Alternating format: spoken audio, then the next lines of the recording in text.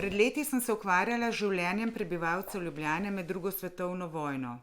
Ugotovila sem, da so bile izredne razmere, za katere je bilo med drugim značilno pomanjkanje hrane, večplastne. Knjiga temelji na analizi in sintezi raznolikih virov in literature, časopisnem ter arhivskem gradivu, korespondenci, dnevniških zapisih ter znanstvenih izsledkih domačih in pa tujih strokovnjakov.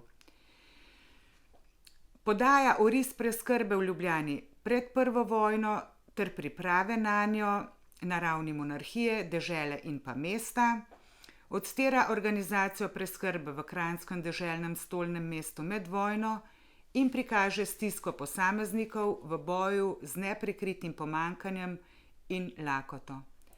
Pri delu sta me vodili predvsem dve izhodišči.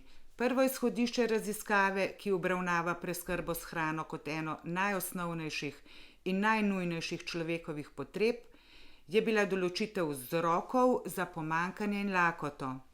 Drugo izhodišče raziskave pa je bil poskus določitve ločnice med pomanjkanjem živil in lakoto ter prikaz posledic, ki sta jih terjala. Monografija, ki obravnava razmere v času, ko se je vse, kar se je zgodilo za vojno oziroma zaradi vojne, odstira dve vodilni tezi.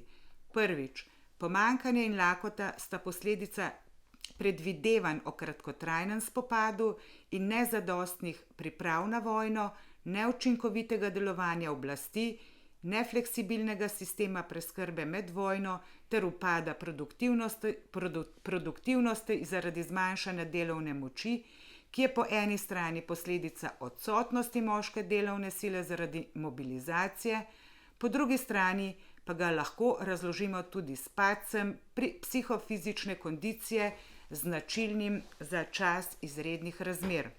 Za Ljubljano zaradi fluktuacije prebivalstva oziroma premalo povednih, pomanjkljivih, neohranjenih zdravniških poročil in statistik, ocene smrtnosti neposredno zaradi lakote ali zaradi bolezni povezanih z njo, za zdaj ni mogoče precizneje določiti.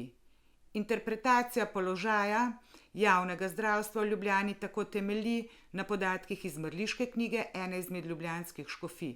Analiza vpisov pokaže visoko, prevladujoče število smrti zaradi pljučnih bolezni, ki so bile v številnih primerih posledica nezdravih življenjskih razmer, podhranjenosti in pa oslabelosti.